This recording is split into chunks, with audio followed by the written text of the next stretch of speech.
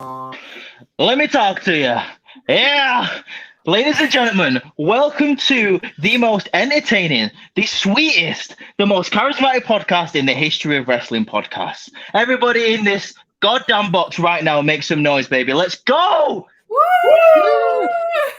Hell yeah! Outcasted OC, very first podcast, baby! And as sweet as it is, and you can't have it any sweeter without Rudy Poo candy. Did you see what I did there? I saw what I did there myself. Anyway, everybody introduce yourself. Let's get into it. We're going to be talking a load of nonsense, and that's the most entertaining part because there's probably going to be some arguments. So let's go. Go on then, Jay. You start. So I'm Unicorn Goth or G. You can find me on TikTok, Twitch, Instagram. I make wrestling content. Wrestling content, but hi. What's going on? Next. Order of boxes. So I'm Courtney. You'll find me as Court on TikTok. As the same as G, I make wrestling content on TikTok and trying to start doing it on Instagram, but mostly on TikTok. So if the US ban happens, then you guys won't get to see my videos, but that's okay. No. We're all UK, so we'll see. Yeah. Oh, I know. I'm missing Never Band over here, baby. Never Band. All right. Well, Lauren. I'm Next. like the girls. You'll find me on TikTok and Insta, make wrestling content. Also trying to get to 1K. So if everyone could go and follow me on TikTok, that would be fab. Go and follow this girl. For real. Yes. Do it. We want to go live with you on TikTok. Hell yeah. Hell yeah. I am the wonderful Mugen Ross. You'll find me on TikTok doing the same of wrestling content, but I also do a little mix mash of everything, pop culture, D&D as well. That's my thing. And sometimes I Twitch stream, but not as much with my schedule lately. But that's me. Hell yeah. I mean, I already introduced myself, but I'll do it again. Rudy Poo Candy Ass, baby, on TikTok. You can find me at Hype Reist on Instagram, and you can find me wherever you want. I don't know, like go on Facebook. People probably know my name by now. I've got enough of you guys on the goddamn Facebook, so everyone else is welcome. Welcome to add me. But yeah, let's get into it, baby. Where are we starting then? Where do we start? That is a good one. I've got one to start. How good is this goddamn Bloodline storyline going into WrestleMania? Was I really going to bring up anything else at the start of the podcast? No, I was not. Let's get into that. Can I just say, Roman Reigns can kiss my... Yeah. Oh my God. Listen, G, if there's any more slander of Roman Reigns on this podcast, just like my original Baron Corbin end of days t-shirt, baby, it's going to be your end of days because Roman Reigns is the greatest of all time. The GOAT. He's the GOAT. No. Listen, let me talk to you, Reese. Let me talk to you. I'm just here.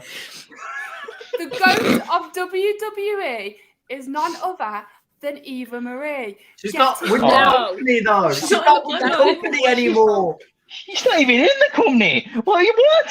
How is it that we're only 5 minutes in and we're already arguing about the Bloodline storyline? Like, we're supposed to progress into this. Let's show of hands who's in favour of Roman Reigns. Show of fingers more like, baby. We the ones. Yes. Ross! Yes. You guys are the ones that I'd rather be the twos, so. He's grew right. My point, he's grew on me. The most recent of just, I'm going to blame the Usos, I'm going to blame everyone else.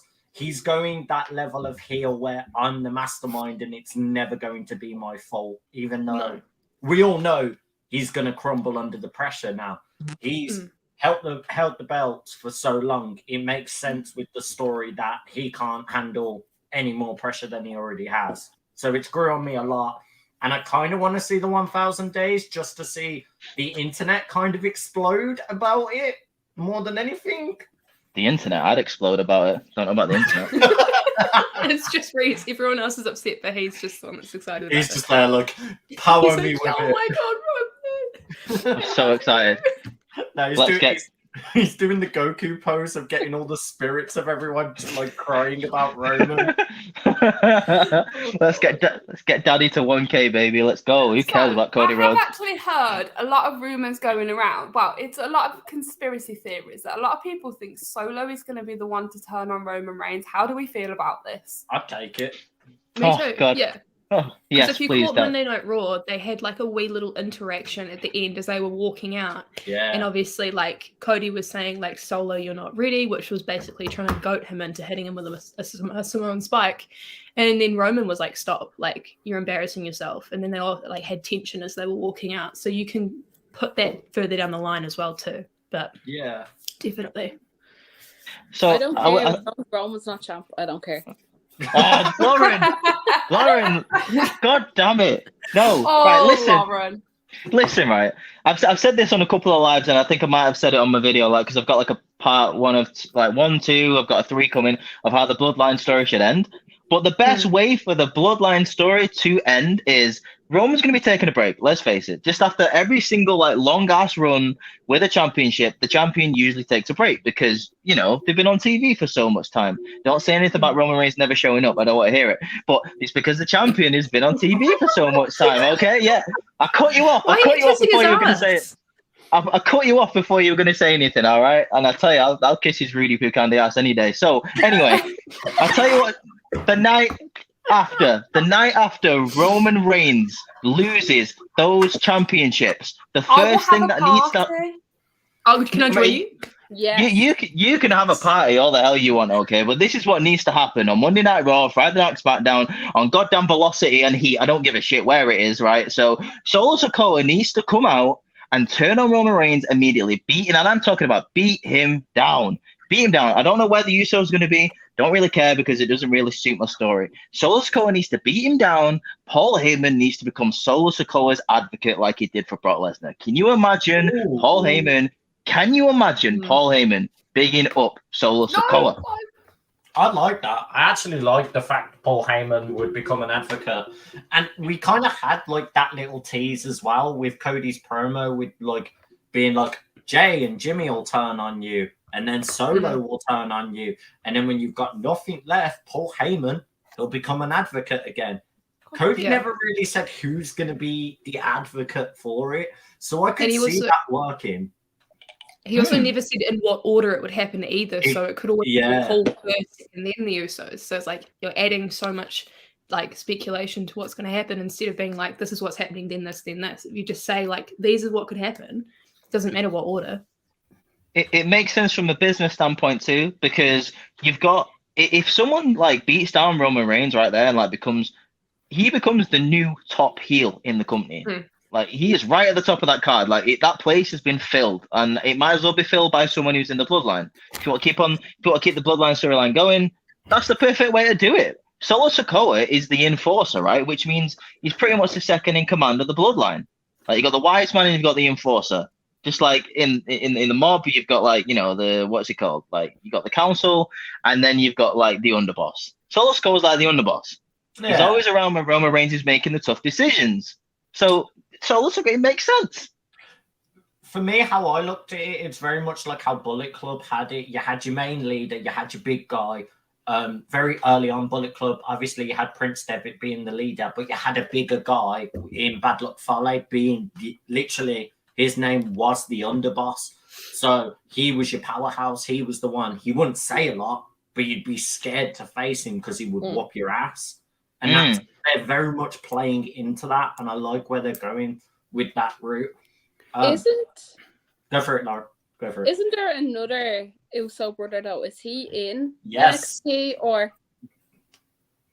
He is in MLW. I think you're on about Jacob Fatu. Yeah, he was. Yeah, he's been wrestling in MLW.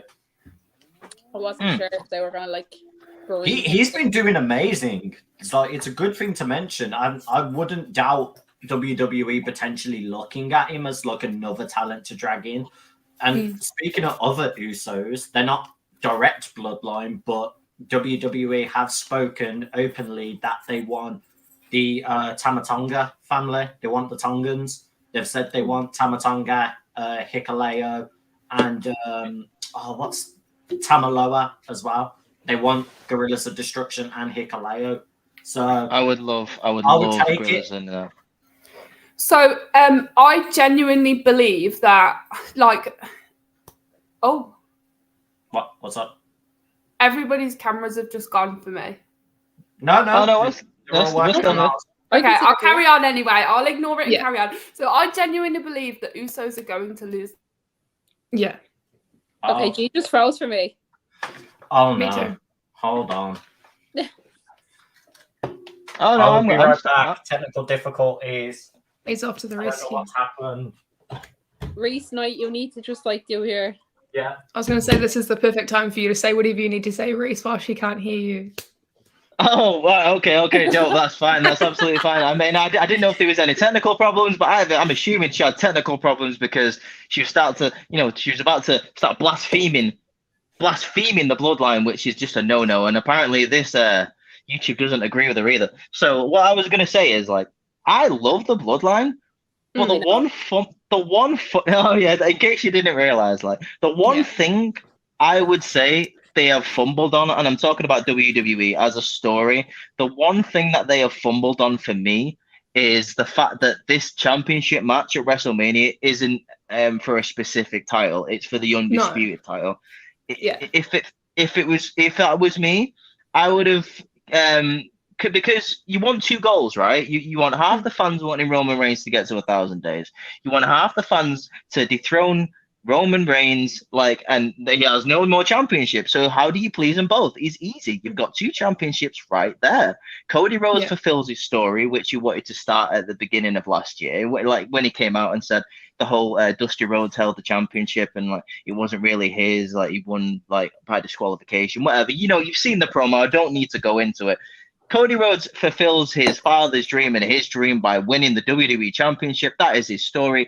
Roman Reigns, I don't know, let's say, for example, on the second night, defeats the other person he's going up against. You're Sami Zayn, you're Dwayne "The Rock" Johnson, you're R-Truth, I don't know, who cares? The fact is, he leaves WrestleMania. He leaves Mania with the Universal Championship, which is the title that he has got the high numbers with. Yeah. And then when he gets to 1,000 days, let's just say SummerSlam, because it's the next big 4 pay-per-view. Gets to SummerSlam. I don't know who's going to be hot at that time. Let's just Potentially say Solo, maybe. Potentially Solo. There you go. Exactly. Potentially Gunther. Gunther is someone who I could definitely see in the main event in the next couple of months. At SummerSlam, they dominate Roman Reigns. They beat Roman Reigns. The next night, if it isn't Solo at SummerSlam, Solo Sikoa comes out, beats down Roman Reigns because, and I keep saying this, I think everyone forgets how Solo Sikoa came into the bloodline in the first place. At Clash of the Castle, he was sent by the elders of the bloodline to protect Roman Reigns. That they were his words. His words were the elders sent him to protect Roman. And then, but Roman was like, but now you acknowledge me, right? And so I was like, yeah, I acknowledge you. Why would the elders send him to protect Roman Reigns? Because he's the cash cow, because he's making all the money. Once he stops making all that money, he's no longer important to them.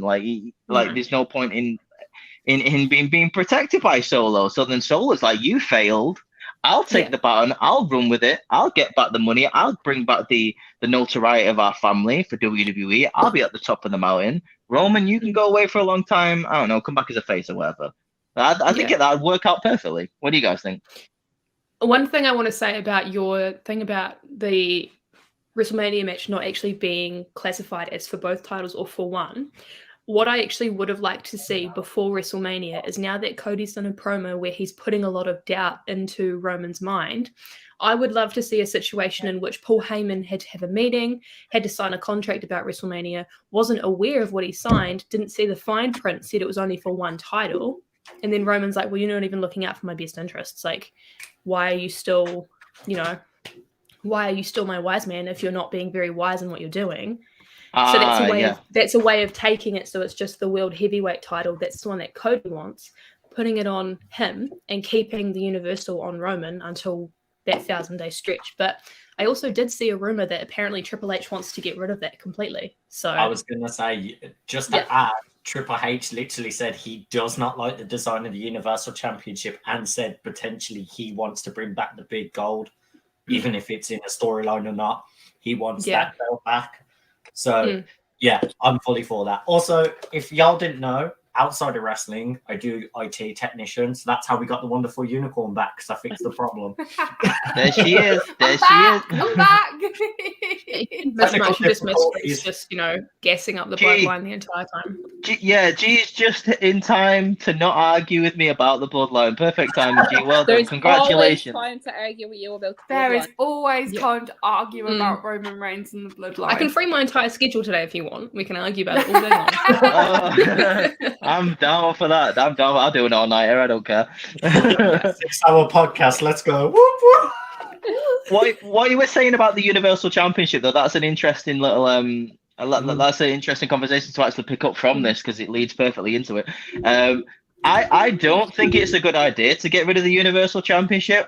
This might be a controversial opinion for me, but I hate the big gold belt, dude. I actually hate it. I hate the design of it. I hate the way it used to look. I used to think it looked cheap as fuck. Like everyone says like the tag team championships look like pretty cheap. The world heavyweight title like looked horrible. Whenever it came out, I hated it. I hated it when it was in WCW. I hated it when they brought it back in 2002. I could not stand that belt. And do you know what? Yeah, okay, the big jam belt universal title, it looked horrible. But with the SmackDown colors on it, I think it looks way better. Yeah, sure, Triple H doesn't like anyway. So I think the they big just gold should've to left me, it all just the- looks tacky. I think they should have left all the belts just like black. I don't like all the different colors. See, I disagree on one. I think the Intercontinental Championship should always have remained a white strap, because that made it beautiful. And I want the new Intercontinental design that Gunther has. I want a white strap over that, because I think that would be one of the most beautiful belts to see. It would be pretty cool. I love like that the we different said it. belts. I feel like it gives every title its own individual thing rather than all being the same. And the way that certain wrestlers have belts made specifically for them as well. I love that. Oh, I'm just gonna sit down here, just chilling. Just I can't go and get mine. It's in the bedroom. don't mind me. Just the best belt in wrestling. Hell yeah, dude. The Workhorse Championship. I thought it was the best belt, the best like design belt. I really loved it when Cody brought it back when it was white. I thought it was so cool looking. It reminded me of old school wrestling. I thought it was amazing. Well, yeah, I just thought I'd have to flash that on camera. Flash many things. I suppose while we're on the subject of belts, everybody tell us your favourite belt design. Let's know everybody's favourite belt design. I know mine straight away, so I will go first. Mine was the Fiend's Universal. I loved his belt design. It was phenomenal. Second up to that, I really loved the Divas belt as well. Yeah. Those are some good choices. Like, do you know the Divas ones are like an interesting choice, actually. I didn't think you were going to say that. Yeah, a lot of people don't like that belt. Yeah, I love the Divas one. Yeah. Ooh, that's really cool. You guys like the Diva, because a lot of people didn't like the Diva because they were like, they made it like, a lot of people said they made it too girly of a belt, like a giant butterfly. But I liked that. I think in compared though to the Women's Championship, I think it was like the Women's Championship was like just black and gold and red. I don't know. I just think the Divas was a lot nicer. I think it made sense why they made both belts the exact same, to show, like, obviously they're trying to show the progression and equality. But I do agree. I liked when wrestling made the females' belts slightly different than the men's, and take wrestlers who beat men for the belts, and they had those type of belts as well. Like, you had your Chyna, you had your Beth Phoenix, like them carrying the men's belts had a bigger meaning to it as well. Yeah, it did. Kind of like when EY and ODB were the Knockouts tag team champions. Yeah, that was so good, man. I love that. That was really good. The one thing I will say about the women's championships of today, they look the same as the men's belts, but I like the fact that they're the same size. I hated it like back in the day when a women's championship had to be kind of like dainty, and I was like, Yeah, and small. I thought it was really disrespectful, and I thought it looked like a toy. The thing is, though, I get that because you've held a belt. They are heavy. They are really heavy. My belt is so heavy, I can literally just about hold it on my shoulder. So I understand the idea of having a smaller belt for it. I know the women, they work out and they're strong and stuff, but the belts, they are really heavy. That is a good point. I can see that side of it. I just think it made it less value. Like the value of it made it look a bit less. Like, especially in like screenshots when you saw like the champion takes all the marketing pictures and all that, and they're just holding it like a dainty. Or it just looks like it's like hanging off their torso, like it's not fitted. Is that what you're sort of like trying to get at? Yeah, it's like, come on, like let's put a little bit more effort into this, guys. Like, and I'm glad, like now that they look the same, but now they look just as important, like as the men's ones. As Mia has said in the comments, they're not divas anymore. They're superstars, and they should be treated as equally as any other superstar. Yeah, exactly, and that's exactly my point. And like when they were divas, they were treated like divas. They weren't treated like wrestlers. They were treated like people.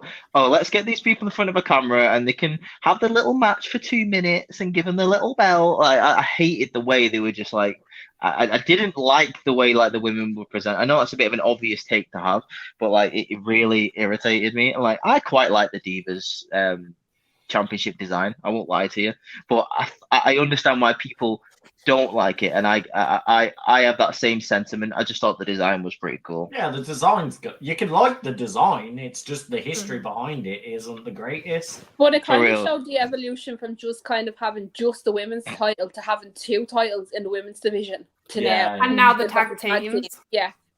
So it showed my favorite from the women from the Divas division was when Michelle and Layla like broke the women's title, and I was going to say that's my favorite one too. The broken one. That was quality. Yeah, it was really good. It looks so plastic. Seeing as we're on the subject of women's championships, like this is not my favorite belt of all time, but I really like Naomi's belt when she was SmackDown Women's Champion. Oh, the neon. Oh, the glow belt. Cool. Yeah, the glow belt. That was sick. Yeah, that was amazing. The episode about that is on Total Divas Chic. I was just going to say, I remember watching that episode, and she originally got into a whole lot of trouble for doing that because she didn't ask WWE. She didn't get permission. She just did it. Yeah, but then they saw it and they were like theme with the divas. They all do things that they weren't supposed to do. Yeah, but then they saw it and they were like, "This is great. Like, we should have thought of this sooner. Like, you should have just told us that this is what you wanted to do." So it like separates, like just the regular SmackDown Women's Championship from like you as the person. Like the original belt wouldn't have suited her. Whereas if she's like the glow, and you're coming out to the ring, you've got a regular SmackDown Women's Championship. That doesn't stand out with everything else you're wearing. So of course it has to glow. I love that. And by the way, as well, like I see a lot of people talking smack about Naomi's championship run. I thought it was good. She was underused. She was so underused. So underutilized. Honestly, like Naomi as women's champion, that I get such nostalgia talking about that, just because that reminds me of an era of SmackDown. Like you talk about like 2016, late 2016, early 2017. That was like peak SmackDown, and I don't think it's ever been that good. It was so good. You had Naomi as champion, and then obviously you had like Bliss going for it. Becky Lynch was there, and at the same time you had Ambrose fighting AJ Styles for the belt with James Ellsworth showing up. Like it was so good, that era of SmackDown. And you had the tag team division with Heath Slater and Rhino. Oh, don't even Rhino, man! I loved Rhino back then. Can we go back to the Naomi subject for a minute? So I read this afternoon on Twitter, I believe it was, that Naomi has officially told us that she's left WWE and has trademarked for a new in-ring name. Oh, what did she trademark? They haven't told us what, but she's put in a trademark. No, I sent the link. I read it. It's Trinity Star. I think Courtney sent it into. Yeah, I did. Wait. Sorry, did you say star at the end? Yeah, Trinity like STARR. Stardom. Guys, Sorry, Ross is broken. A lot of people are speculating she will go to New Japan with Mercedes Moné. And do they have tag titles in the women's division there? Because I don't watch New Japan. No, Stardom does. New Japan Pro Wrestling doesn't. It only has the women's Interesting. IWGP. This is what I was saying. If her last name is Star, Stardom gives her that opportunity. Like, Yeah. It speaks for itself. I don't think she's putting Star in her name just. no, I know that. I know that. I'm just saying, like, the theory head in me feels like that's a bit on the nose to not point that out. Yeah. Of like, there's a promotion literally with Star in its name that is only women focused. Oh, that's a really good comment, Ross. I'm not sure if you've seen that. I know, Ross, you're a big Impact head like me about Jeff Hardy's title in Impact. Was not a fan. The Jeff Hardy face one. Yeah. That belt I forgot about that one. I forgot you watched Impact. Yeah, I totally forgot about that belt. Jesus, yeah, that was a nice belt. That was. No. Oh my God, Mia, what makes you think that? They Mia are. has She just said in the posted comments- about them. She posted about them literally a week ago, I believe. I was gonna say, I'm pretty sure they're still Okay, together. guys, hold on. aren't I they? just hear my gate open. I'll be right back. No problem. No problem. Reece, while anyway, actually get to the point where we originally started because our tangents are fucking long. Like, Game of Thrones episodes. What's your favorite belt? My favorite belt, yeah, tangents. I mean, for some reason, the first one that comes to mind, this belt always sticks in my mind, and I feel like they should bring it back if we want to talk about an undisputed championship. The undisputed WWE title from like 2002 was so beautiful. Like, I really liked it. I mean, people talk about the big gold belt, people talk about the winged eagle, like the attitude belt. I loved that the undisputed WWE championship. I think Brock held it. I think JBL held it. Undertaker definitely held it. Randy did as well, I'm pretty sure. Right, yeah, there we go. So I think it was a really nice title. It looked professional. It actually looked like a fighting championship that like people would want to go for. I really like that. Yeah, so that's my pick. The undisputed WWE championship from like 02. Basically the one before it became the crappy spinner belt, and we had that for about 30 years. Oh, dude, yes. You mean the spinner belt? So I know which one you mean now. You mean the one that The Rock and Hulk Hogan held? The one where it was like it had the world in the middle of it, and it was like a black rounded belt. Yes. Yeah. Beautiful belt. I literally just like quickly Googled, like history checked myself to be like, did like Randy hold it? Randy didn't, which I was a bit shocked by. Do you know who held it for quite a while? And I was shocked by this. JBL, right? Or was it? Yeah, it was Eddie. Yeah, no, it was JBL. Yeah. Oh yeah, because no. Like that's the guy I remember holding it. I remember Brock and JBL holding it because obviously when JBL came into the main event, that was the title, and then obviously he had that for so long. He was like the longest reigning SmackDown champion for so long. For me, it was Undertaker. Like, Undertaker was the one I remembered holding that belt the most. I remember Taker having it because Brock and him had that big feud. Yeah. By the way, you want to talk about Hell in a Cell matches, seeing as though there's one coming up at WrestleMania. That is my favorite Hell in a Cell match, Brock versus Undertaker. Not the one from 2018. That one was it wasn't rubbish, but it was yeah. I could have done with it. I could have done without that one. But the one from 2002, the one where Paul Heyman even gets busted open on the outside, that is such a good Hell in a Cell, man. But do you want to know what a really good Hell in a Cell match is? The Fiend versus Seth Rollins. I knew you were going to say that. I knew you were going to. Do you remember what I said about End of Days? That, come on, like, Do you want to know who my favorite Continental champion was? What was that? I said, do you want to know who my favorite Intercontinental champion was? Wade Barrett. Yes, Ross, you got it. Wow. I would have never guessed. And we know. Right, yeah, let me guess what your favorite faction was as well. Was it the Core? No. Nah, it was Nexus, clearly. Clearly, like, hello. I was going to say she's wearing a Nexus shirt. It's They don't have my weapons yet. What's your favourite belt? Because we need to get this to go around with the belt first. I really like... Have you seen the new Undertaker one? Yes. Yeah. Oh, yes. I've not seen that. I really like that one. I need to look that up after this. It's only... He posted a picture with it, I think, like, maybe yesterday or something. But yeah, I really like that. Well, let me see if I can pull it up for Lauren. Going back really to your nice. point, G, about the Hell in a Cell match with The Fiend and Seth Rollins, my number one issue is that it's supposed to be like the Hell in a Cell is supposed to be like the thing that ends all rivalries, all feuds. It's like this is what you do to like finish it off. And my biggest issue for me is that it's technically a no disqualification. Yeah. Why is it that it ended in a disqualification? It's supposed to be brutal and gory, and it's supposed to be all of that, and you like ripped all the fun out of it. That is one of the first major conversations me and G had. So that pay-per-view we couldn't watch together. We were watching it like separate and messaging each other because it was pandemic era. And I literally was like, this match could have been good and was probably going to be match of the night until they did that. There is no disqualification in a Hell in a Cell match. Okay, hear me out. Let me talk to you. So,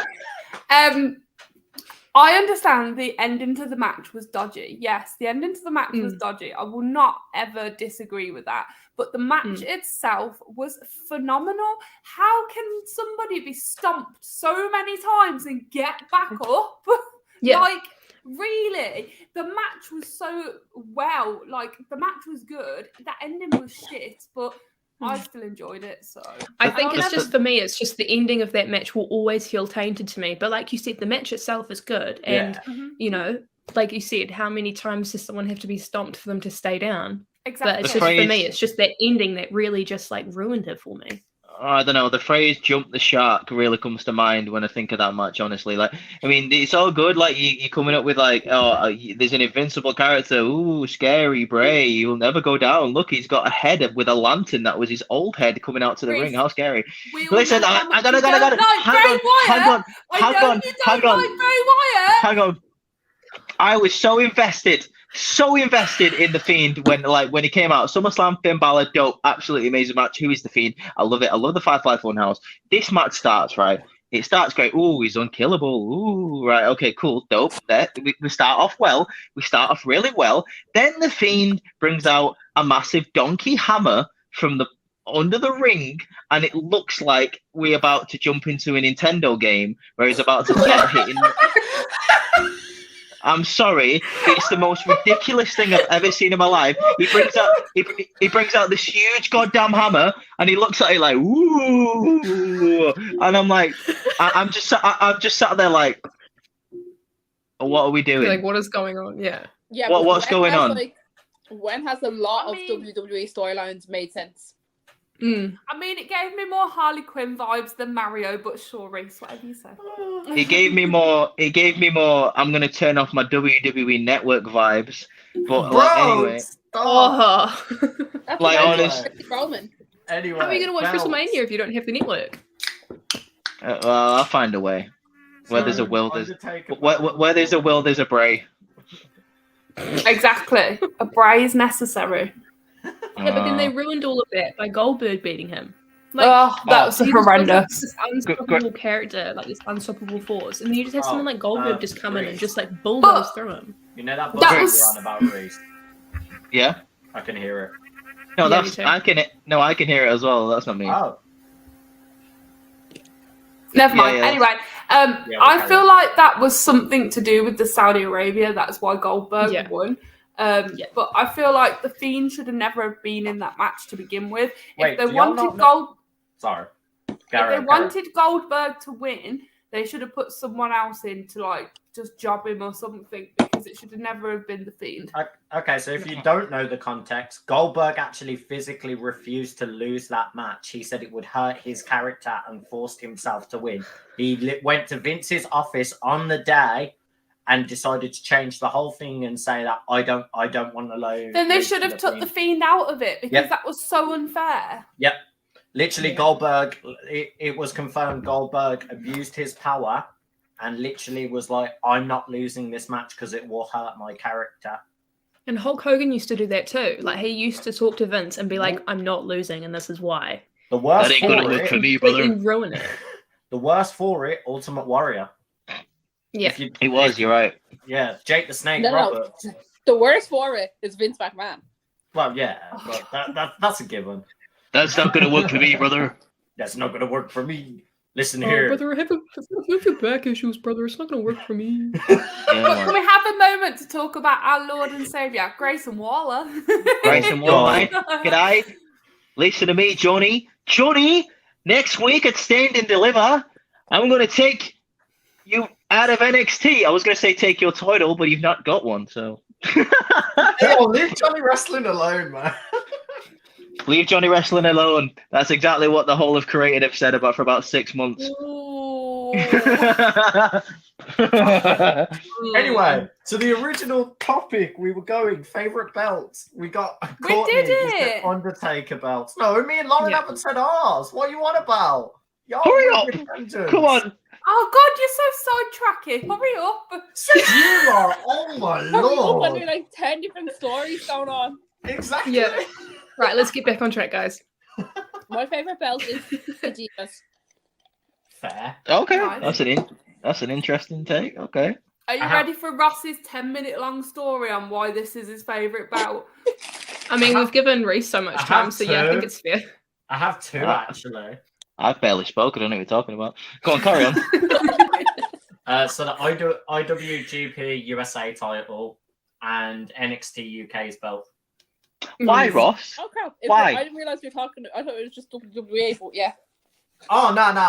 Oh no, anything. I'm sorry. WWE's belts have been lacking the past few years. The NXT UK belt was one of the most beautiful designed belts. Then the lions, the crown in the middle, the red, and how the gold popped around the belt, and it just looked like you were a mean champion when you held that belt. Yeah. It made NXT UK feel like it was a superior brand, and I'm not gonna lie, I was watching more NXT UK than Raw and SmackDown when NXT UK was airing.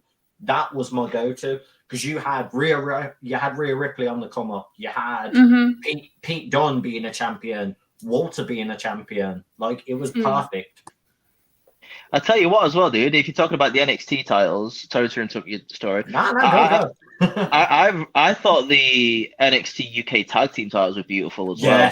They were so nice. I always really thought they were good belts. I hated that they unified them into the normal NXT belts because I was like, they were better. You should have kept the NXT UK's design and just changed it to NXT belt. With the UK's they look design. way. Yeah, I agree 100%. Talking titles, Ross and Reese, you will probably remember this: the TNA Legends Championship. Television. Yeah. Yes. Really nice belt. Well, while we're still talking about belts, can I tell you some belts that absolutely suck ass? The whole of AEW's belts. Oh, come on. What? No. The AEW Championship is beautiful. It's better than the Burberry ones, really. It's better than the original one, but their belts are just I don't know. I don't like What is the whole, like, you guys know I don't really watch AEW. I keep up, on the dirt sheets and stuff like that. But what is like the whole deal with the TBS? Like, what is that about? Right. So it's a mid-card belt, basically. Yeah, it's basically a women's version of a mid-card belt. The TBS is that the one Jade Cargill's got? Yes, it's the one Jade Cargill. It's where Jade Cargill is basically doing Goldberg's storyline that he used to have in WCW. So, like the X Division title of AEW. Yeah, kind of. It's more like the television title. It's more like the television title, but you've got one for the men and you've got one for the women. You've got the TNT title because it used to be on TNT. Like it's basically. Yeah, because it's like the Turner Network. It's basically like the opportunity for AEW to give 2 mid-card belts to each division, and that's what they've done. Yeah. Basically they gave more reason for more belts. So the belts that are on AEW right now, you've got the World Championship, you've got the tag belts, the trios belts, you've got TNT, the FTW, then you've got women's tag belts, and I'm pretty sure. The international belt as well, which is basically their equivalent of the intercontinental belt. So it's not too bad. It's not too many. I don't get why people kept saying there's too many belts in that company. I'm like, personally, there's not that many, and they're not utilizing enough of the matches for them. I think the AEW at the moment is suffering from a little bit of like WCW syndrome, and I am Yeah. also talking about storylines. Like, not only is that roster so packed, and Tony Khan doesn't seem to realize that. Oh, I'm gonna sign more people. Not only that, But not use like them. Yeah. he doesn't use them. It's like my Funko Pop collection over there, man. I'm not taking them out the Lauren, boxes, but I want to sorry, buy Rich. them anyway. There's the Undertaker's belt. Oh wow, yeah. It's really nice, yeah. That It's- looks it's like one of beautiful. the old It's- school WWE belts. Yeah, it's inspired from the Gold Eagle when he Oh. had it at that time, but he's got it as like his Undertaker, like black and purple around it. It's really Yeah. nice. It looks so nice. It's really beautiful. But the reason why Amazing. IWGP belt as well, just pointing out there, the USA belt, the history behind it, it's not even the design behind it, it's the actual history with that belt.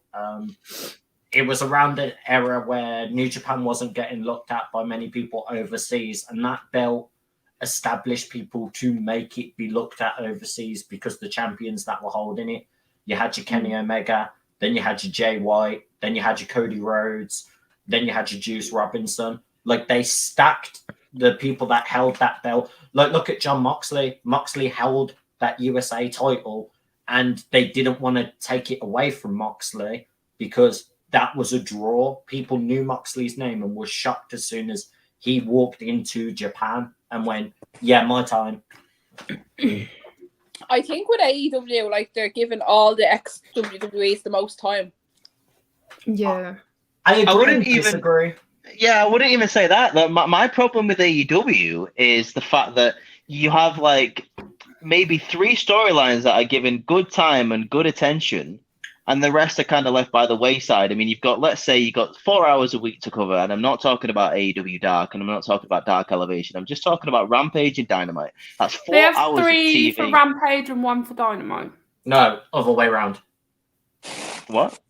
It's 3 2 for hours. Dynamite, 1 for Rampage. It's I 2 can't hours remember. for Oh, Dynamite. sorry. Yeah. My bad. Yeah. I forgot Rampage is only 1 hour. But okay, yeah, 3 hours. That's still a lot of time, right, for some storylines to go through. Okay, so you've got maybe 4 storylines that are given good attention, but unfortunately, Tony Khan refuses to have a booking team. So it's pretty much him designing most of the storylines with a little bit of input from other people. For me, he needs to share some of the weight. I mean, it's not only WCW syndrome, it's a little bit of Vince McMahon syndrome in there as well, where you would hear Vince McMahon would come in on the day of the Raw or the SmackDown taping, like, look at the script, go, nah, after a whole day's work, and then pretty much rewrite it by himself. It's like, it's not healthy for the rest of the roster. Like, you've got the favorites there, like your MJFs, your Moxleys, like your Omegas. Love MJF. But His fiance didn't. But the problem. Oh. Too soon, Ross. Too soon. Oh. Too soon. I don't care. MJF, Oh. come for me, bro. I'll have a promo battle against you. Oh, him up, he MJF's said he like, wants to be on the pod. MJF's like, why are you leaving me? She's like, because I'm better than you. And you know it. No, she hits him with the, I found somebody better than you, and you know it. Walks out with fucking Jungle Boy. Walks out with his fucking... Oh, Jesus. But to add to that, Reese, with what you're saying about the booking and everything, look at how good Ring of Honor's doing now, because it's a condensed roster. He's got time to focus on that, and the booking for that has actually been amazing for the most recent episodes and the pay-per-view that's coming up. Tony Khan just sat there and went, let me turn the cogs on. And this is the problem I'm worried about, is now him taking Ring of Honor. Is Ring of Honor going to be his true focus and AEW's just kind of going to get forgotten about? Or is he going to start fixing it? Let's be honest with Tony Khan, right? He's a wrestling fan. He's a businessman, but he's more of a wrestling fan than a businessman. Yeah. And I think with the booking and the ideas, with the ideas that he keeps coming up with, and like with the fact that he keeps signing all of his like He's like he's a collector, dude, but in real life, like he's one of those people. He will get Goldberg, I reckon. He will sign Goldberg. I'll be I right swear to back. God, Oh no. God, have you seen this? Yeah, he's interested in. He's right. So this is my point. This actually perfectly states my point. Let's stay on that point to finish my statement. Right? He is collecting all of these wrestlers, and then when he gets them, he's like, I don't know what to do with all of these people. I have got not enough time on TV. Exactly. I've got a bloated roster. I feel like I've just eaten too many starters, and now it's time for the main course, and I ain't got enough room for it. So Bloated roster. I'm gonna keep all of these people, and have nothing to look at. Right, Miro. Look at Miro. Are you actually kidding me? Don't. Are you It actually hurts me. joking? Look at Miro. Like last year, how many matches did he have? I think it was 4, something like that, something ridiculous. And then when he goes to creative or Tony Khan and says, "What have you got for me?" and then for him to turn around and say, "We have got nothing for you," Miro, we have got nothing for you. How have you got nothing for Miro? Yeah. Are Literally. you joking?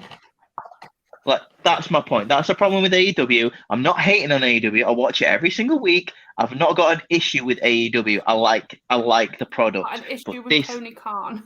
I've got an issue with Tony Khan and the fact that he wants to collect all of these people, like the Collector in Goddamn The Simpsons, like comic book guy, and Put then them down for he like doesn't- 5-year contracts as well.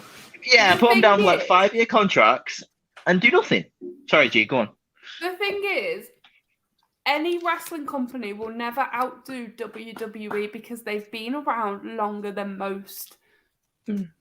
Exactly, man. It's They like Kellogg's. are the staple, the cement, the original.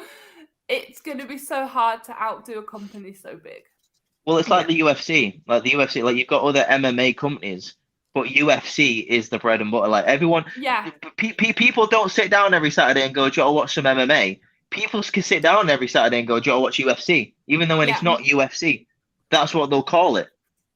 Like, and This is when people say, "Do you like wrestling?"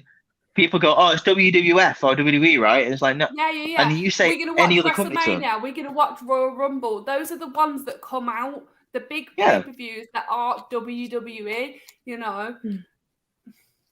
Yeah, exactly.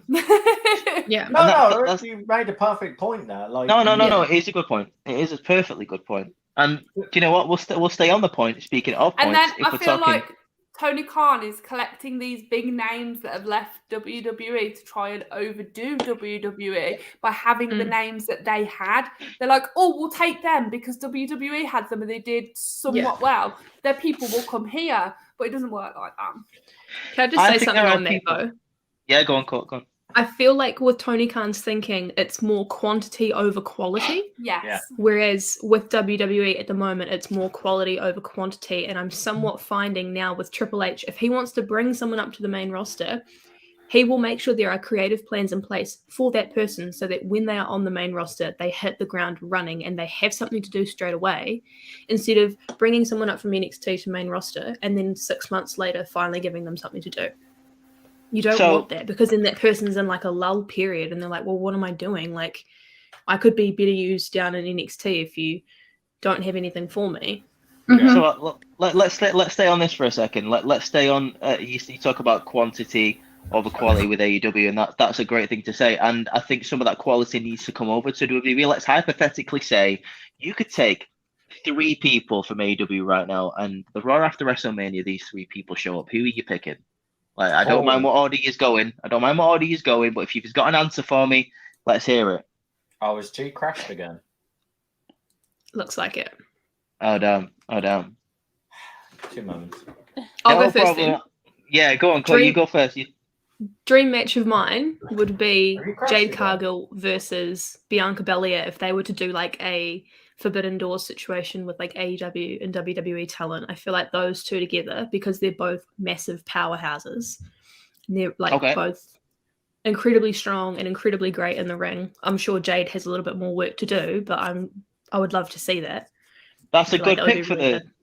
Yeah, it's a good pick for the Raw after WrestleMania as well, because in my mind, I think Bianca's losing that title, and then for Jade Cargill, for example, if she was to ever come over to Raw specifically, I think Bianca would be a great first opponent. Like, I think because she's had a lot of training done with Daniel Bryan as well too. Like Jade's been like fostered by Daniel, and she's learning a lot from him. I'll tell you what as well, like their ring like work, like the way they wrestle, I think they would gel really well. Like they're both very athletic, they're very strong. I think the personalities would connect as well. Let's say if you want to turn Bianca heel, I could see a Bianca and Jade Cargill tag team. That'd be pretty dope. Is there anyone else that you bring over? I don't watch it. Or I don't. You know some people though. You know people that are over there, right? Yeah, what they're like X Impacts and stuff. Just bring Miro back. That's all I want. Right? Yeah, that's fine. Yeah, I've just got Jade and Miro, and that's it. I would love though to see Madison Rayne in WWE. I think she was there in the Mae Young Classic. I think she was part of that. I think you might be right. I mean, off the top of my head, I can't remember specifically if she was, but that does sound right. She wasn't under the Madison Rayne name though. That's probably why. Yeah, that's a really good one. Who else? Let me think. Wait, who else is over? I'm trying to think. That I know. You can even say ex-WWE people if you want to bring them back, by the way. That doesn't bother me. Yeah, I'm just trying to, off the top of my head, I'm trying to think who's over there that I know. Not WWE, but MLW, Harry Smith, all day long.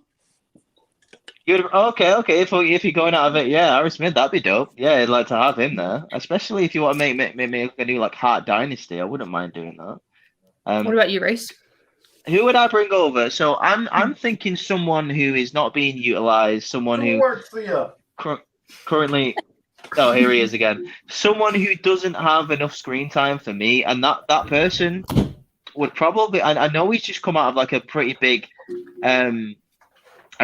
feud at the moment because in the trios division. But I would love to see Pac back in WWE. I'm not gonna lie to you. Yes. I really would. Like, I mean, I love Death Triangle. I love like him with Penta and Phoenix. But like, I really think if especially under Triple H.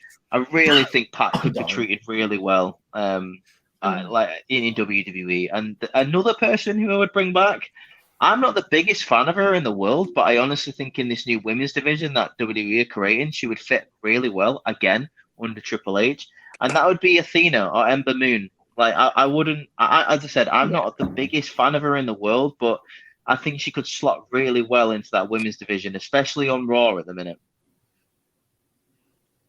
I see that. To answer your question of taking 3 from AEW, putting them into WWE, people are going to be somewhat shocked by my answers, I feel like. But I'm going to do it anyway. Darby Allin Get is on with one. it.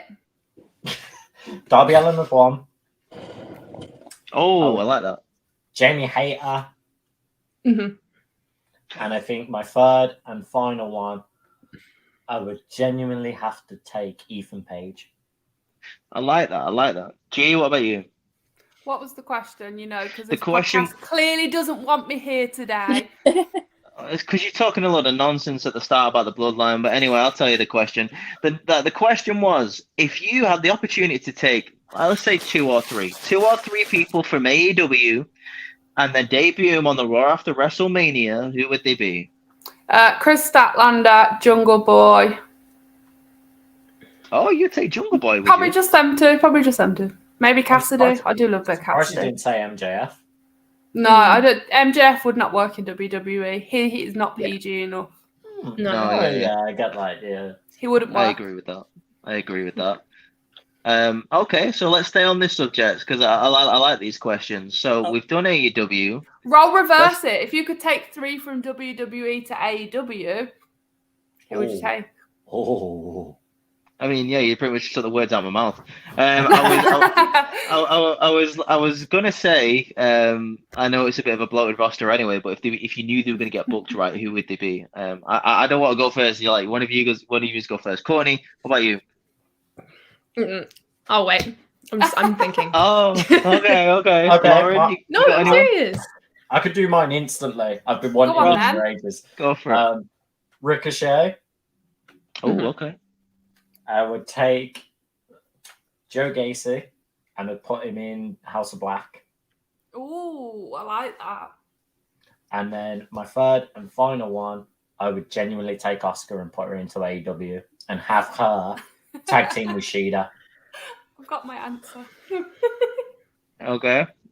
Go on, G. What's yours then? I would take the whole of the bloodline, remove them from a good show and put them on a trash one. Bro, you They can't wouldn't get call it. booked well though. Oh, guys. I would I can't remove, I can't wait till all you of the disconnect Judgment again. Day. Bye, Dom. See ya. You just All said of the all Judgment Day. Judgment Day. Yeah. All of them. Including Finn. And I Rhea. like him in- I like him, but I don't like him in Judgment Day. I mean, actually, I would genuinely like Finn in AEW because they could re-spark Bullet Club with the original leader. Yeah. So that would. Well, I was going to say, if you did that, you could bring Luke Gallows and Carl Anderson over. That's who I was going to say, if you want to put the Bullet Club back together. Do that. Wow. They were there with them and then they decided to go back to the E. Freaking traitors. I see it. What does Yeah, everybody think of Wade Barrett wanting Nick Aldis in WWE? Uh, I won't mind that. I won't mind that at all. I love Nick, but I can't see Nick going to WWE. Wait, but someone said, I think it was Steve Osanti, shout out them, who said Nick Aldis reminds him of a mix of LA Knight and Will Ospreay. And I was like, oh, okay. I can what? Yeah. I love can Nick, see that. but I don't know. I feel like because of the way they did Mickey Dirty with her release the last time, I can't see him going there. The thing We're is, not we're not talking real world though, Laura. We're talking about how great it would be, okay? Don't Yeah. ruin it with real life opinions. I'd like, He would. for he'd be me, great. I'd like to see him in Japan. I think he would be amazing in the Japan Yeah. roster as an outsider coming in because longest NWA champion, he could literally just stay. Well, I've beat everyone overseas, so it's my turn to fly overseas and beat everyone back up again. And I kind of think this is why he's not signed to one specific company, because Yeah. he's go where he wants now. Me personally, I think he would slot in really well on SmackDown. But that's just me. I could see that other things happening for real. He could go to AEW, like the New Japan thing, like as a free agent. That'd be dope. I'd love to see that. Going back to the original point, because I wasn't allowed to answer, the people who I would take from WWE and put into AEW would be the OC. Okay. Apart from me, because who cares about me? No one does. Okay, you dick. What? No one cares about me. I'm sorry. No one cares about me. Like literally no one. What? Yeah, they do. Exactly. What clearly Lauren they do. said. Clearly they do. Care about me and him than Roman Clearly they do because he's the Clearly they do. undisputed champion.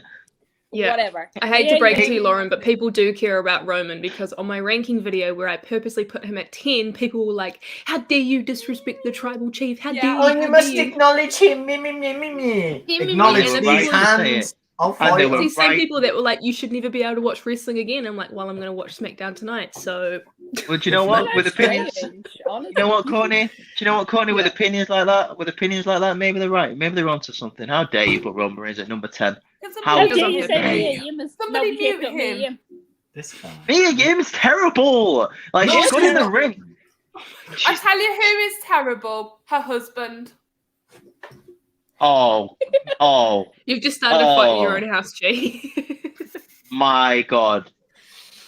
That is the worst take I've ever heard. How dare you call Keith Lee terrible? The intention of just nearly throwing her out of the stream for saying that I've had to hold every fiber of I strength think in I'm my at body. the safest point being on the other side of the world. I don't need to, Oh, safe Who am I? Keith, like, I'm sorry, you're turning around and saying one of the most like powerhouse big wrestlers who can fucking fly in the air like it doesn't phase him is shit. Why are you on? What do you His mean? theme song's better than his wrestling. Oh my God, no, it's Yeah, not. I I mean, stand by what I said. Guys, this is my opinion, and I am Yes. allowed an opinion. Exactly. Listen. Tell that to TikTok. Everyone's allowed Yeah. an opinion, even if it is wrong.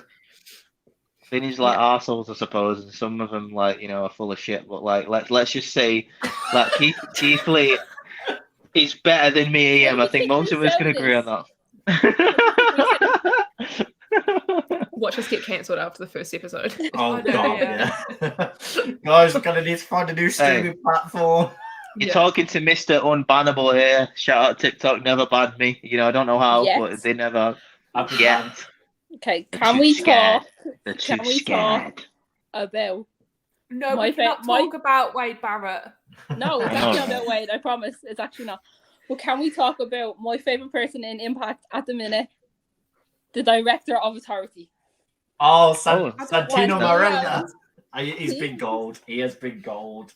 Is this guy in the Hall of Fame? Because if he isn't, he should be. No, No. he needs to be in the Hall of Fame. That's the Oh, thing. does it? Did you see his Yeah. promo? Was it last week or the week before with Bully Ray? And he kept calling him Bobby. Bobby It goes Ray. back to when he started calling John Cena John Cena. John John Cena. Cena. Oh my god. John Cena. And he said the Manimal Baptista. The Manable Batista. I love And then, it. what did he call Beth Phoenix? Oh, Betty the Phoenix. Yeah.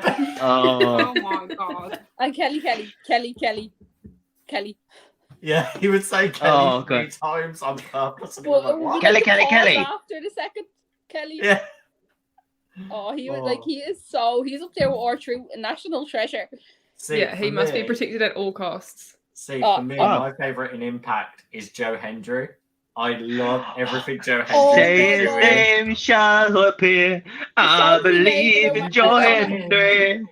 The song he made about Mark Cardano, I could not stop watching that.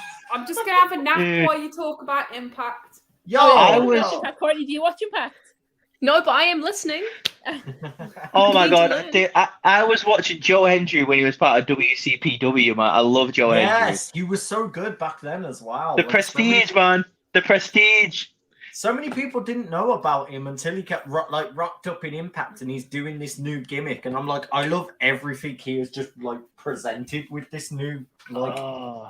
role Oh, he's man. doing. I'm curious now what's going to happen with Mickey and the women's title.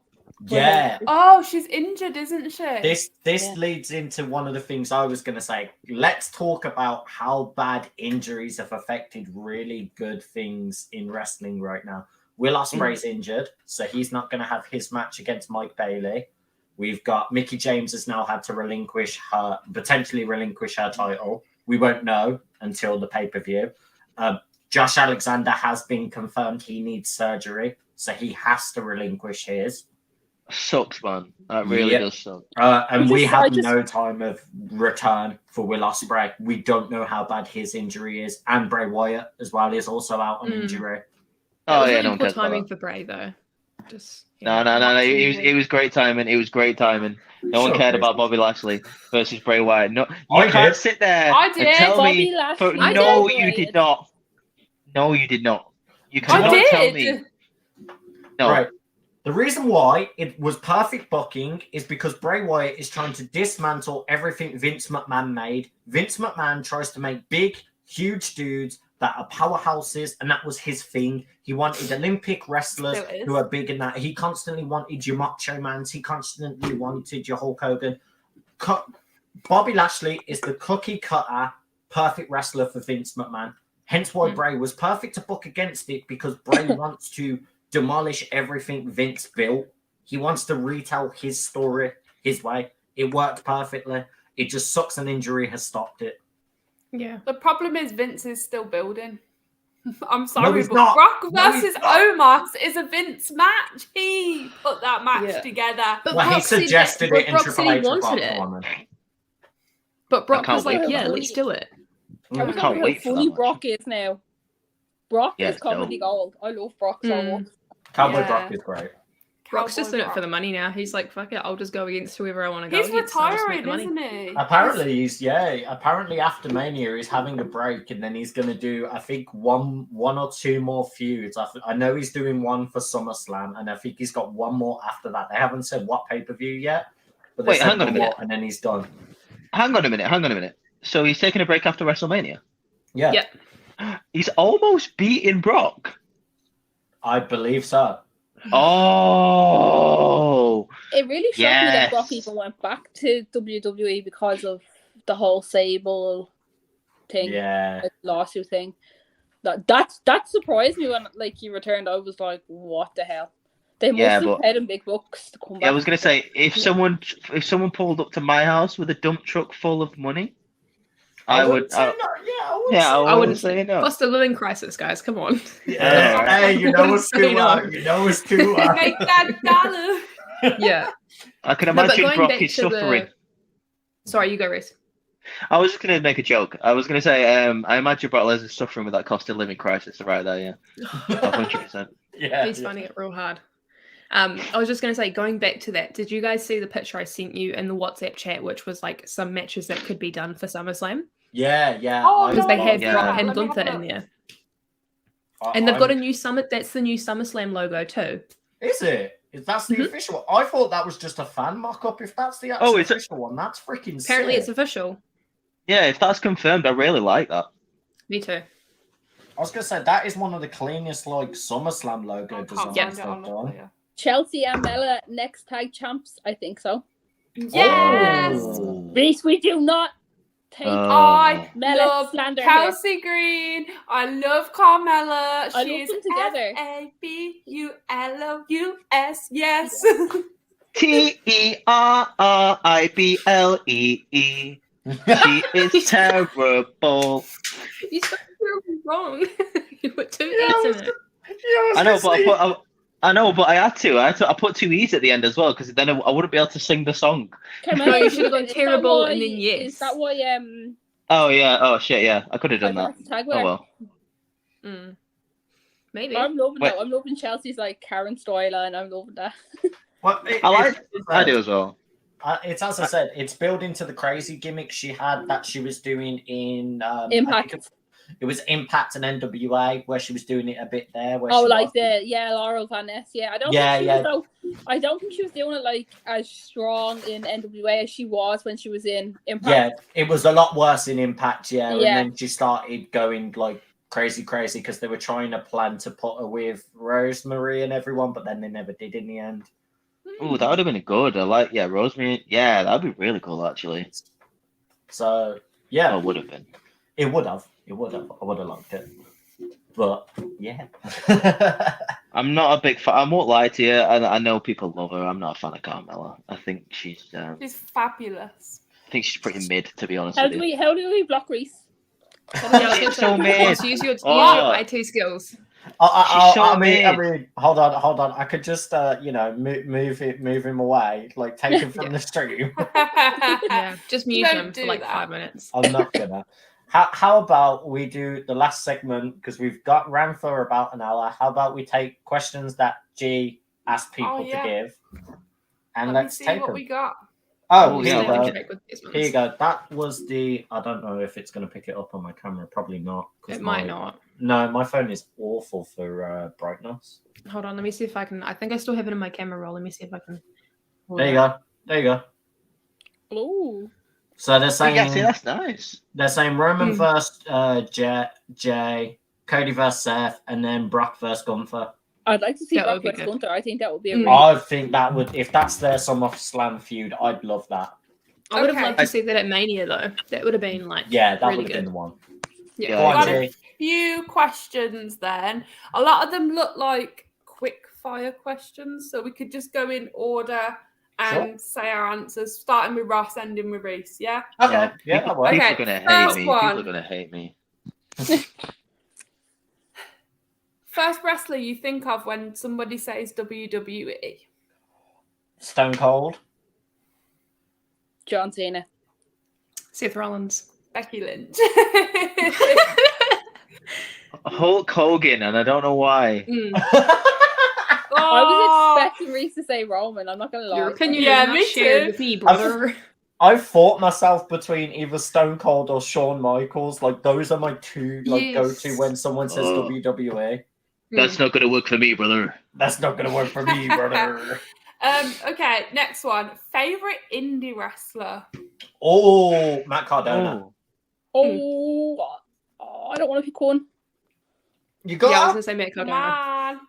Oh, I've got two. Go Just on. say both. I've got two as well. Okay, obviously Harry Smith though, and the most underrated wrestler in the UK, and I will fight anybody on it. Doug Williams. Oh, Oh, yo, Doug oh, Williams. Let's Yes. go. Yeah, Matt Cardona for me for sure. I want him to come back to WWE. at some I point. should have known she was going to pick Doug Williams. Wow. She. Reese? Me, Mine would be Oh, Zach sorry. Zodiac, or I really like Lana from Progress. I love the Lana Oki. She's pretty cool. Oh, Lana, Yeah. yeah, she's really fun to watch. And Zach's amazing. Like the fact I got to see Zach in the Yeah. ring, like in a, I in a wouldn't match really was like. crazy. Yeah, he's great. Go on, Reese. I was actually going to say Zach as well, to be fair. Like, I met him when I went to Norwich.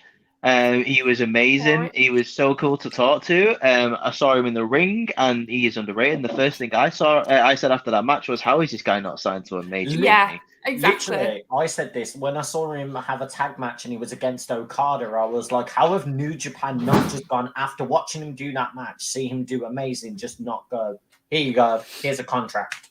That's what I mean. Like the match that I saw him in was him versus his brother Roy Knight. And Oh, like, to be fair, yeah. Oh yeah, I because you wanted went to to see fight there, that. didn't you? Was that at fight Yeah. there? yeah.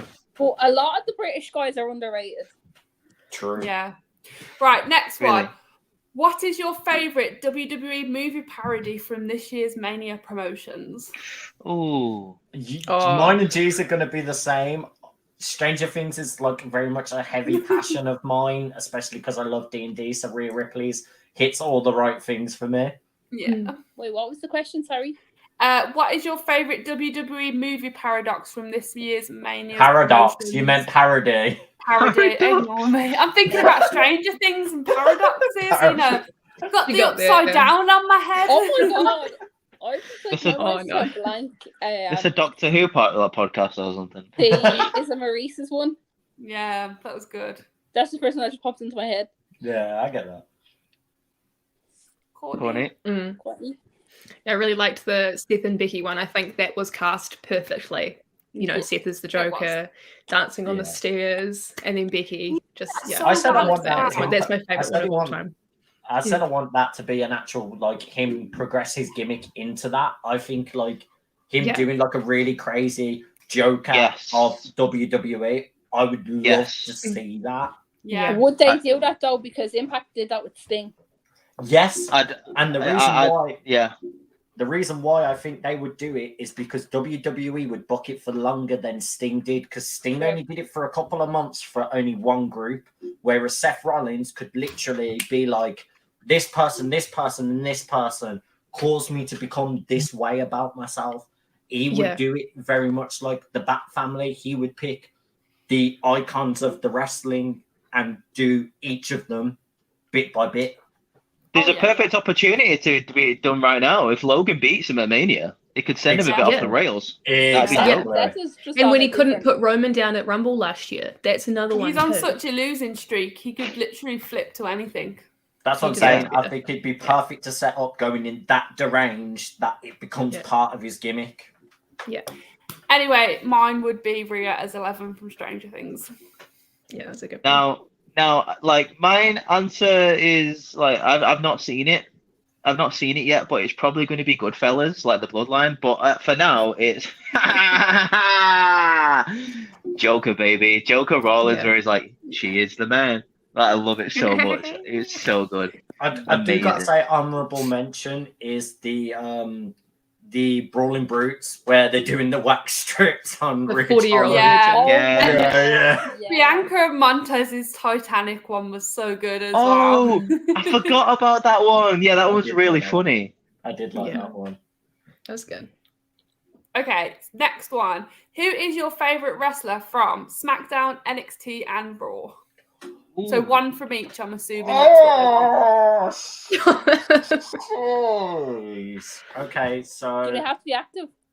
Glad I'm not first. they're Oh, we already you know can who pick you're Wade gonna Barrett say. if you want.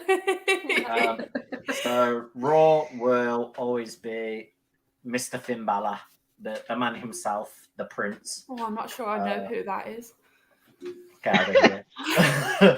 NXT. Oh, NXT is really difficult for me, but I'm gonna say him because he's always been a favorite of mine. Tyler Bate.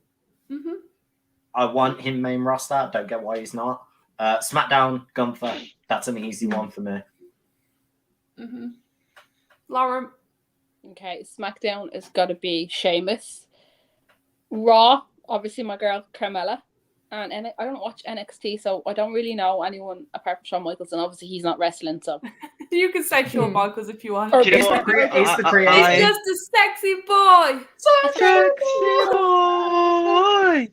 I'm not gonna lie, Lauren. I honestly thought you were gonna say Wade Barrett for all three because he was in I'm NXT and then he was on Raw and then he Okay, went to SmackDown. Yeah. Wade is Okay, good. so I'll start with NXT. So Nathan Frazier. I think he's Oh, massively underrated.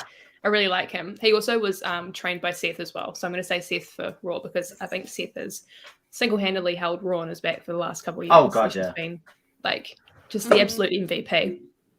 And LA Knight from SmackDown. I think he's got massive potential. Yeah. Reese would kill me if I didn't say him, but yeah, Yeah. let me talk. yeah. So Let me talk to I'm gonna go with Indy Hartwell from NXT. Oh my god, I forgot about Indy. Becky Lynch from Raw, and probably Sheamus from SmackDown. I am so shocked you didn't say Bray. I can't justify him right now. Yeah, no one can. It's Wow. unbelievable. He's crap. Bro, shut your mouth. Guys, we're looking for a new person for the Outcasted OC. Put your applications in. Yeah, put your submissions, DM us on our Instagram, your submissions, give us a whole portfolio. He's been released. We wish him well on his future endeavors. Oh, you just future endeavored me. I see. Go on, That was Reese. clever. I'll give you that. Right. So for SmackDown, I'm obviously gonna go. Let me talk to you. Yeah. It's gonna be LA Knight. LA Knight, dummy. Yeah. For SmackDown. For Raw, now this is a tough one. Actually, I won't lie, because my Bay's on there, Bailey. You know, the yummy mummy. my But God. I'm not gonna pick. I can't pick her, unfortunately. So I'm gonna have to go with. No, I'm not going to go with almost. I'm going to go with. I'm going to go with Seth Rollins, man. Seth Rollins, like he's just the king of Monday Night Raw. Like it was close for me between him and Bobby Lashley because I love Bobby, but it's Rollins. And for NXT, now, if you've been paying attention to the last podcast I was on, this is going to be an easy answer, but Wait, it was. You're on another podcast. I was We're on another definitely podcast. looking for another application. No, I'm joking. Well, he doesn't have loyalty to this bloodline. It was yours, G. So you know that's your own I was fault. gonna say it was Pondcast, you melon. So this is a very close three-way tie between Carmelo Hayes and Tiffany Stratton, but the people who I'm going to say is pretty deadly. Yes, Yeah. Yes, boy. Yes, So boy. entertaining. Are so good. They are amazing. The British Breezango, and I'll hear nothing else about it. They're amazing. They're so good. They are in my top 10 of like best tag teams of all time, and like I will always praise Pretty Deadly. They do phenomenal love them. work. I can't wait till they come up to the main Baby's roster. dad and Gothic Baby's uncle. You mean the guy who's arrested and that guy that's got a weird gimmick with like all kind of rejects in AEW right now? Yeah. Yeah, Gothic Baby's dad. Anyway. All the rejects in AEW. Do you mean anyone that's not in the fucking main event? Yeah. Oh. Basically. Anyway. Right. Favorite WWE theme song? Ooh. It's really grown on me now. Rhea Ripley's new one with Chris Motionless. Oh, I eat, sleep, breathe. He's going to perform that at Mania, I think. I know. I'm It's so gonna be- excited. Like It's so good. I saw Motionless in White live. I love Motionless in White, so it's like the combination of two of my favorite things of like a band I love and a wrestler I really enjoy. Mhm.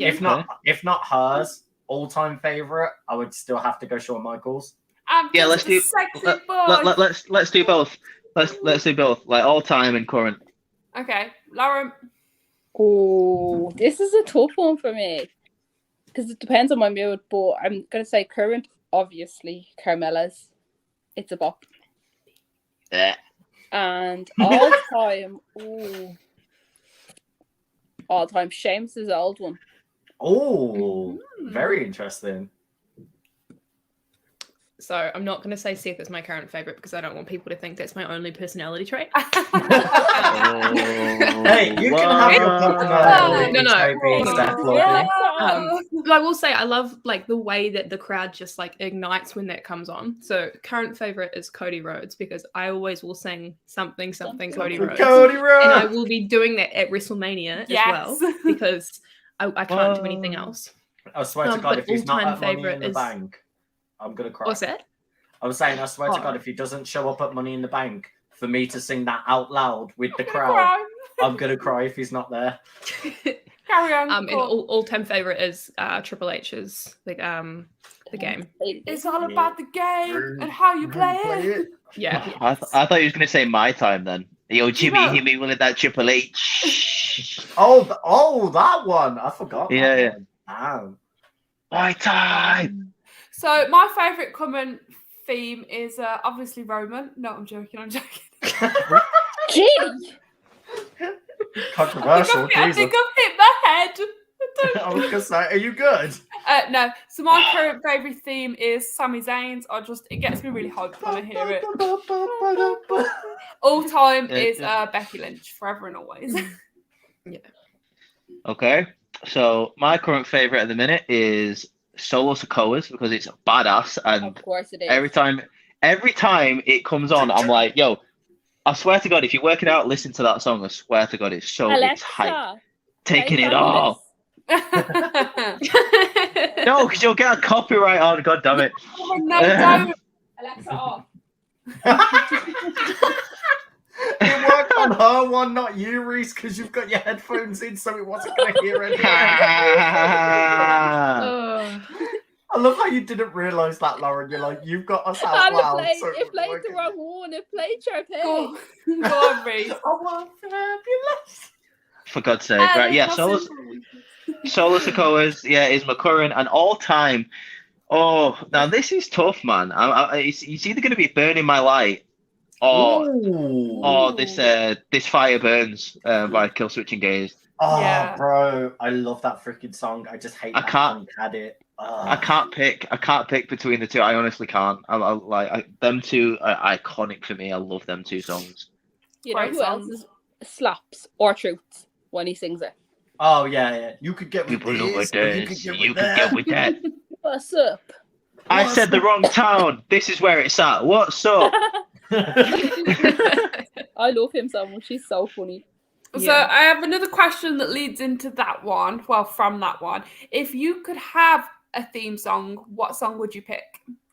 Ooh. Ooh. Like, for I got it. ourselves? Or For to, yourselves. So if you were going to become a wrestler and they said, right, what theme song do you want? What song would you pick? Does it have to be like a theme song or can it be like any song? Anything. I did that as a Yeah. freaking... Actually, one second. I did that as I a know what I TikTok did it as a ago. TikTok and I know what Yeah. mine was. I was going to say, I need to go back and check my TikTok on it. Shall now. I just say mine because I know what it was? Yeah, Go for it. Mine was Throne by Bring Me the Horizon. Oh, That's okay. dope. Yeah, that's That's a a good really one. good choice. I already know mine. If you Mm. want me to say mine, Yeah, go for it. because I can just imagine it in my head. Mine would be "Bow Down" by I Prevail. It's such Yeah. a banger. I've got mine. two because Such a I can't dwindle it down. I'm just looking for them now. So one of them would have to be "Sad but True" by Metallica. That was the one that was Oh, used I for know. the Undertaker's induction last year. Yeah. Mm-hmm. Where's this other one? Oh, come back to me for the second one. I'm trying to find it. Oh yeah, no, "Animal I Have Become" by 3 Days Grace would be good. Yes, Ooh, what a great good song. choice. Yeah. That is a good one. Hell yeah. I love that Lauren? song. Mine would probably be, again, I have two. Would either be Candace's Team or Maria's Old with Legs Like That. Oh, you wouldn't pick another? You wouldn't You pick a would new have song? You'd like pick your one own of those. song. No, Would I pick just got Waves. off the top of my head. Okay, Fair. Ross. So mine is "Dance on My Skin" by Loaf. As my that would be me if I was heel. If it's Babyface, it would be "Dance Gavin Dance." "We Own the Night." Oh, okay. Okay. Nice. Any I've more got questions? I've got a couple of non-wrestling related questions we can do. Ooh, hell Favorite yeah! movie? Oh, Rush this Hour. is great. Oh, this is a hard one because it depends on the genre. She has to I decide know. which Wade one she likes the most. Accurate. Right, Anyone that you talk to surely we can get through these ones quick. Come on, favorite movie, starting Yeah. with Ross. Come on. Oh, really? Me first? God damn it! Right. You're at the top, dude. Come on. It flickers between two: Scott Pilgrim vs. the World or Titan AE. Okay, Lauren. Oh, I don't know because I don't know which one. Oh my many. God. I've so many. Oh, but, like, my God. Just say any Wade Barrett movie. Will you accept it? no, actually, any Adam Sandler movie. I'm obsessed with Adam Sandler. Okie dokie. Makes good movies. Courtney.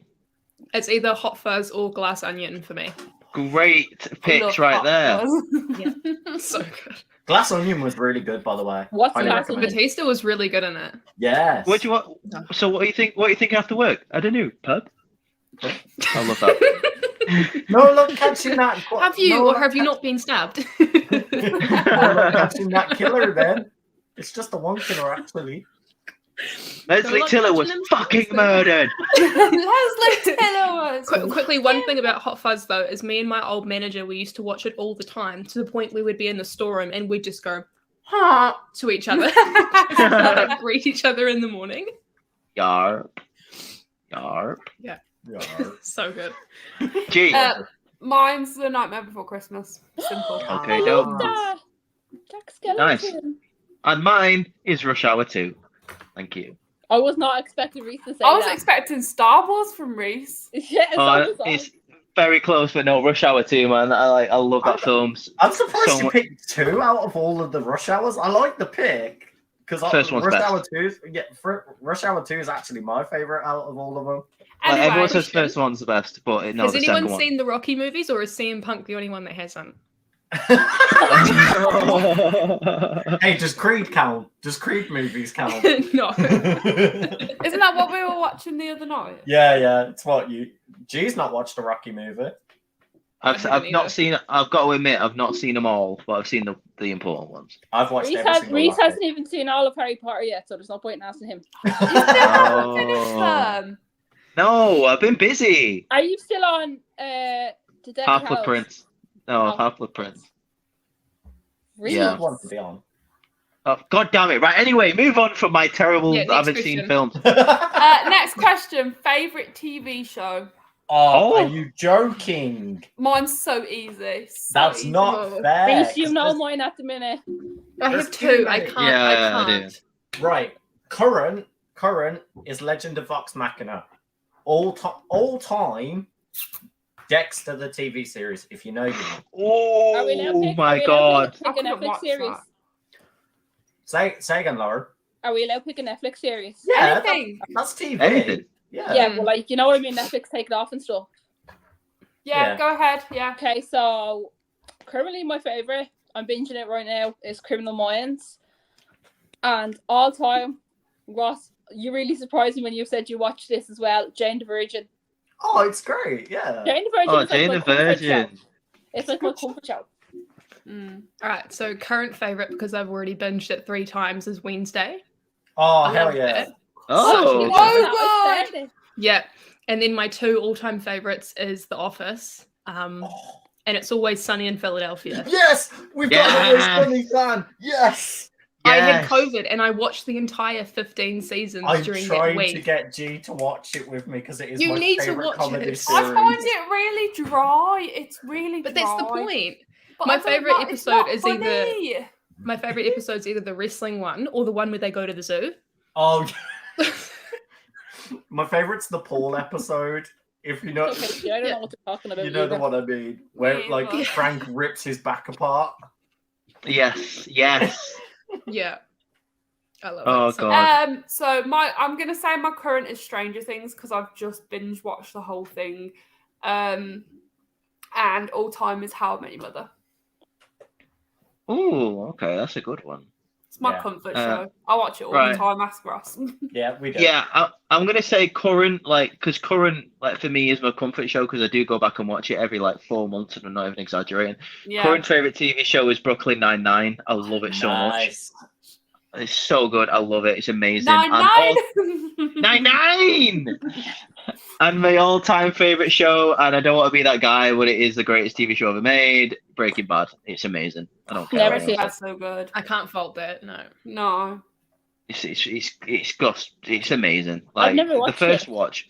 I Oh, wish it's you need. good. Oh, you need to. You need to. And I tell you what, You'd like the enjoy first time, I'm jealous that you have never seen it. The first time you go through and watch it, like, is life changing. It's so good. Nice. Any nice. other questions? I'm liking these pop culture questions as well, though, 'cause we are pop culture, you know. Hell yeah. There isn't any more non-wrestling related, so if any of you guys have got any you think we could.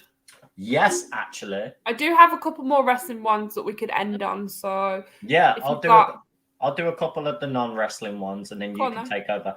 So, favorite video game for each of us, if we ever had one. Ooh, that's a really So, like, you can say franchise as well. I'll be nicer and say franchise. You don't have to. Just It's narrow okay. it to I know one what game. mine is anyway. You know what mine Yeah, is. mine is Kingdom Hearts, and it always will Oh, be. okay, Disney, okay. Final Fantasy. It's a perfect game. It's a great series. Mine is GTA or The Sims. I was Nice. a Sims nerd when I was younger. I love Sims. Nice. Sims is still fun.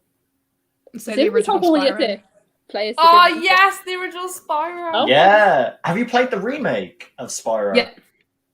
I highly recommend that. Yeah. That's like I one thought of the most Courtney was fun I've frozen played. for a second. I was like, oh no, we're losing Courtney now. No, it's okay. Mine is What's your- Dark Souls. Hell Wait. yeah. Did Courtney pick? I didn't even hear it. Yeah, she said Spyro. I said Spyro. Oh, I didn't hear it. Right, okay. My favorite is Grand Theft Auto 4 specifically. Like, it's top tier game for me. I love Which it one so is that? much. The fourth one with Nico. San Andreas. San Andreas. San Andreas. What? Nico's Grand not Theft in San Auto 4 Andreas. is San That's Andreas, CJ. isn't it? No, Nico's GTA 4. Andreas is standalone. CJ is San Andreas. Yeah. Oh, yeah. CJ's the standalone because you've got like Vice City, Liberty City, San Andreas, and then the rest of them. Yeah, Grand Theft Auto 4. For me, Oh, like I for have goodness put so sake. many hours. What's Are up? you gonna lose me again, guys? No, you're not. Why? No? No, you are. You've all gone blank again. Oh dear. Oh, no. Right, okay, quick questions. Like, any more questions? I mean, we're about to wrap up anyway, aren't we? Like, how long have we been going for? An hour and a half. An hour and a half. So, last non-pop culture one I was going to ask. Favorite cartoon of all time? Like when you were a kid or not? Ed, and Eddie, dude. Ed, and Eddie. Nice. Oh, yeah. Right, G 100%. has gone. God damn it. Favorite cartoon. Oh, god damn it.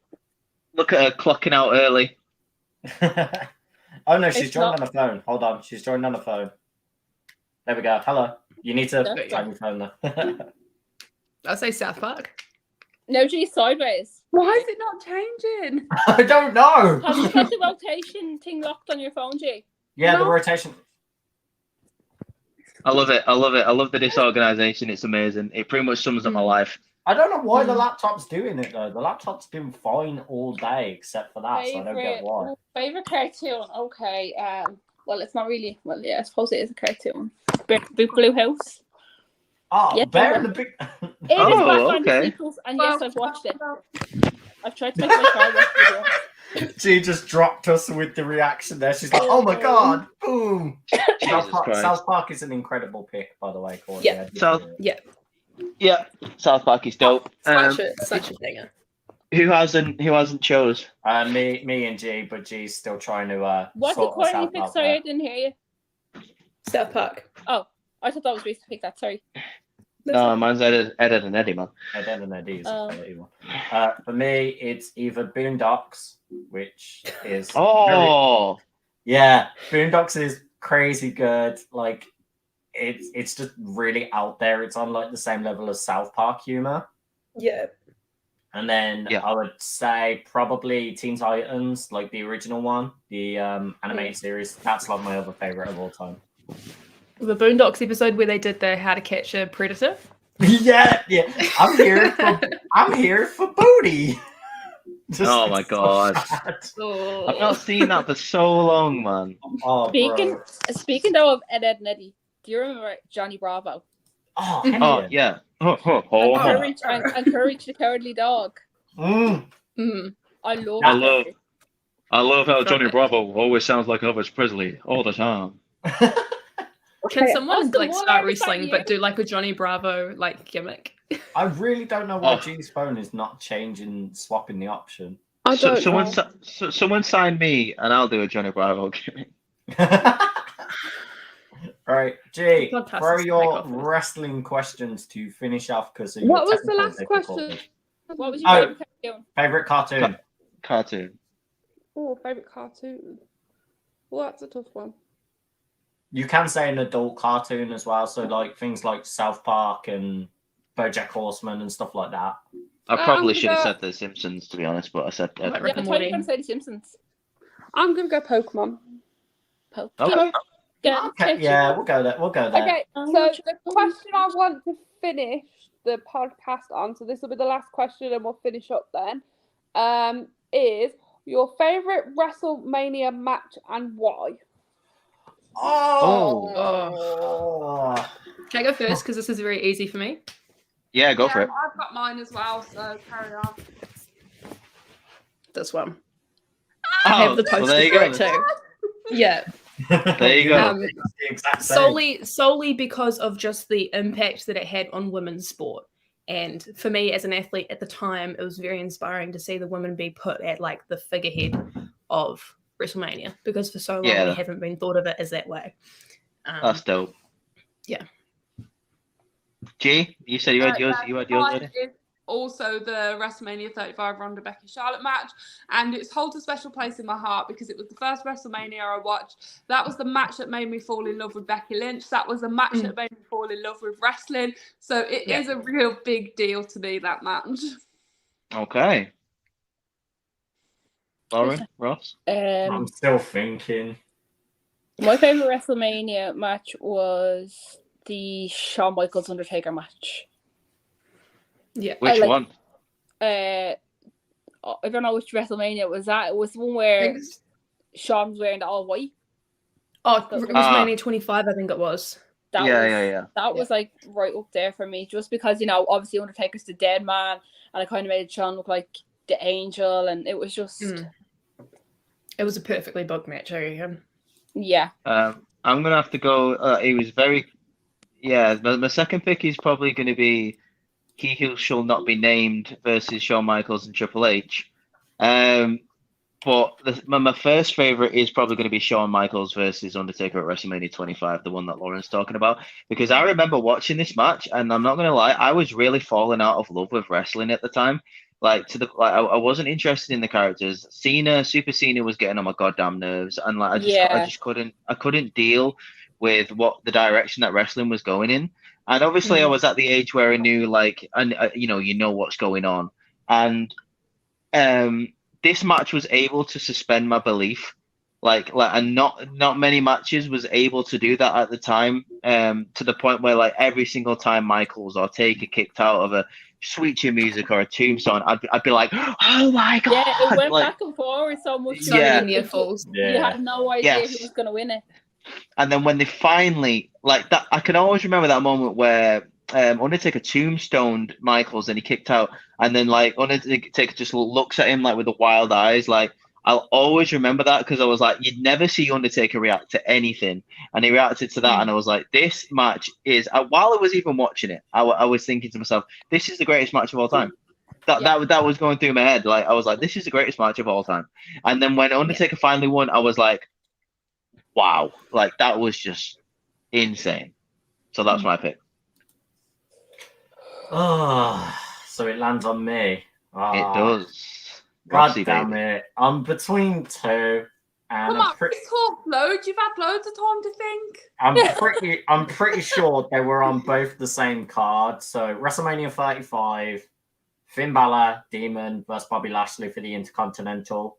Just because the Demon finally getting to be on a major stage, showing how the Demon was, and the design of it for that pay-per-view where he had the sun around it and everything was really nice. I thought it was a really interesting match as well. It was very back and forth of Finn was the underdog because he wasn't built as big as Bobby Lashley in power-wise.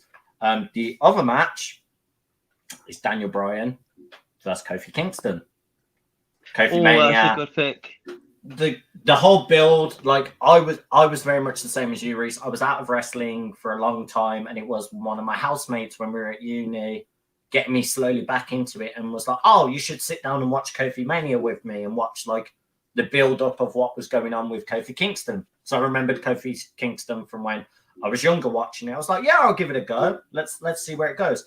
And then seeing the Usos do the hey, yo, we're not going to fight you guys. We forfeit. Kofi deserves the belt and everything. Like, from that moment on, I was like, I'm fully invested in Kofi Kingston getting this damn belt because everyone was against him. And then that match happened. And, like, it was so back and forth. And just every time you were like, Kofi, do it. And Daniel Bryan, like, didn't, like, make it easy as well. They both sold it as, like, they put everything in that ring. And it just sparked my passion for wrestling again. So I was like, damn, storylines like these are what makes wrestling perfect. Oh, It definitely. made it even better as well. Can I just add on that as well? Just to say that I feel like that version of Daniel Bryan is one of the most underrated heels of all time. Yes. Like, underrated heels of all time. Like he was such a hateful character that you just wanted to get destroyed. Like, yeah, I loved that version of Daniel Bryan.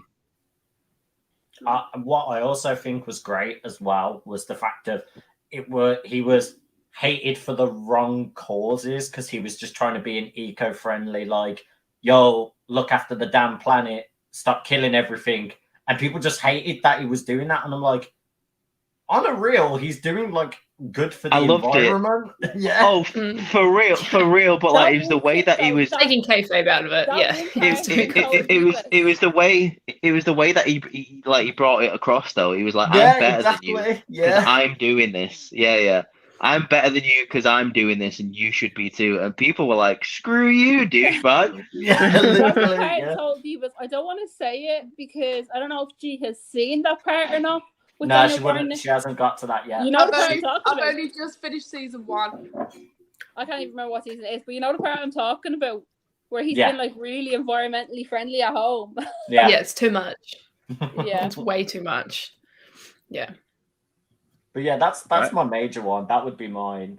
Outside of like WrestleMania, but like consider WrestleMania moments, Golden Lovers reunion at Wrestle Kingdom. No one asked. I know. It took 20 years to come up with your goddamn answer. Now you're telling us every single match that you love. Because that's my preferred over all of them. Like I'd pick that over any Mania match. I'd pick that over any Mania.